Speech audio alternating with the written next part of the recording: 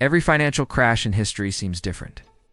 Different technology, different governments, different markets, yet the pattern never changes. First comes excitement, then confidence, then greed, then denial, then panic, and finally collapse. This pattern has appeared again and again throughout history, from the tulip mania of the 1600s to the stock market crash of 1929, from the housing bubble of 2008 to the speculative booms of modern digital assets. Different centuries, different assets, but the emotional cycle remains exactly the same. Which raises a strange question. If economists, investors, and governments all know this cycle exists, why does it keep repeating? Why do entire societies fall into the same trap again and again? To understand the answer, we have to go back to the beginning of modern finance, when panic and greed first became powerful enough to move entire economies. For most of human history, money and banking were simple.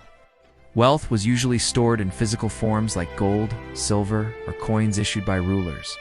Trade existed, but financial systems were small compared to today's global markets.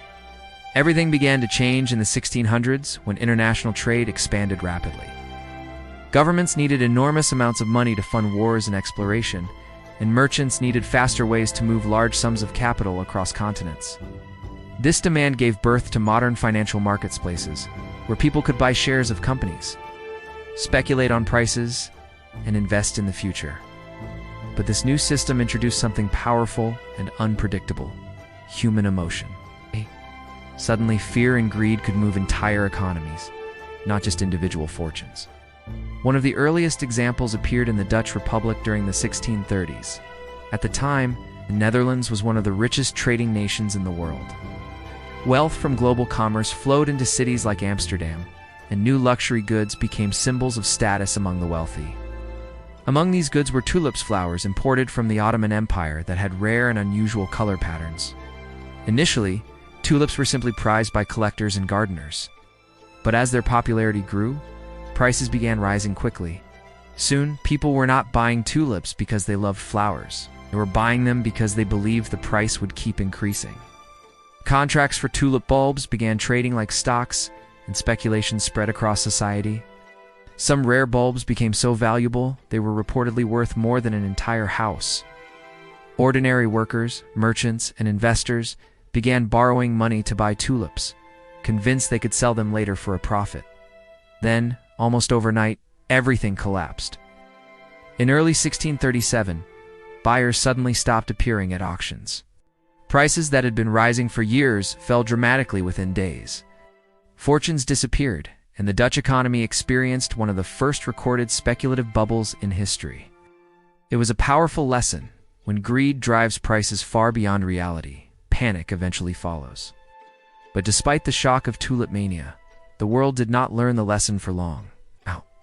Over the next 3 centuries, the same pattern would repeat again and again in different forms. In the 1800s, railroad companies became the focus of massive speculation. Railroads were genuinely revolutionary technology, connecting cities and transforming trade. Investors poured money into railroad companies, believing the industry would grow forever. Many fortunes were made, but many were also lost when speculative bubbles burst. The 1920s, the United States experienced another surge of financial optimism. The economy was growing rapidly, new industries were emerging, and stock markets were rising at incredible speed. For many Americans, investing in the stock market seemed like a guaranteed path to wealth. Newspapers celebrated the boom, and banks offered loans to ordinary people who wanted to buy stocks. But beneath the excitement, the system was dangerously fragile. Many investors had purchased stocks using borrowed money, which meant even small price declines could trigger massive losses. When the market began falling in October 1929, panic spread quickly. Investors rushed to sell their shares, causing prices to collapse. Banks that had lent money to speculators failed, businesses shut down, and unemployment soared. The crash of 1929 triggered the Great Depression, one of the worst economic crises in modern history. Once again, the cycle had followed the same emotional path: optimism, greed, speculation, denial, panic, and collapse. After each crash, governments promise reforms to prevent the next crisis. New regulations are introduced, banks are monitored more carefully, and financial systems are redesigned to be safer. For a time, these reforms seem to work. Markets stabilize, confidence slowly returns, and economic growth resumes. But human memory is short. As years pass, the fear of the last crash fades. Investors begin taking risks again. Banks loosen lending standards, and new financial products appear that promise even greater returns. Gradually, the same dangerous belief begins spreading through the system, that prices will keep rising forever. The early 2000s provided a perfect example of this pattern. Housing prices in many countries were increasing rapidly, and banks began offering mortgages to millions of new borrowers. Complex financial products were created to bundle these mortgages together and sell them to investors around the world. For years, the system seemed unstoppable. Home prices kept rising, banks reported record profits, and investors believed the housing market could never collapse. But in 2008, the system broke. Millions of homeowners could no longer repay their loans. Mortgage-backed securities lost value, and major banks began failing. Global markets crashed, and governments had to intervene with massive financial rescue packages. Trillions of dollars in wealth vanished, proving once again how quickly greed can turn into panic. After the 2008 crisis, governments and central banks introduced major reforms. Banks were required to hold more capital. Financial institutions faced stricter regulations, and central banks developed powerful tools, such as quantitative easing, to stabilize markets during emergencies. These policies were designed to prevent future crises and reduce the chances of another global collapse. But there is one problem that regulations cannot fix: human psychology.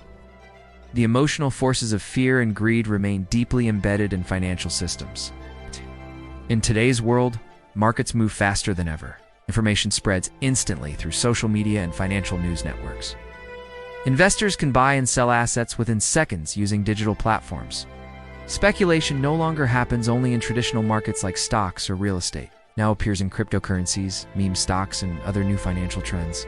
Each boom follows the same pattern that has appeared throughout history. Prices rise quickly, excitement spreads, and people rush to participate before the opportunity disappears.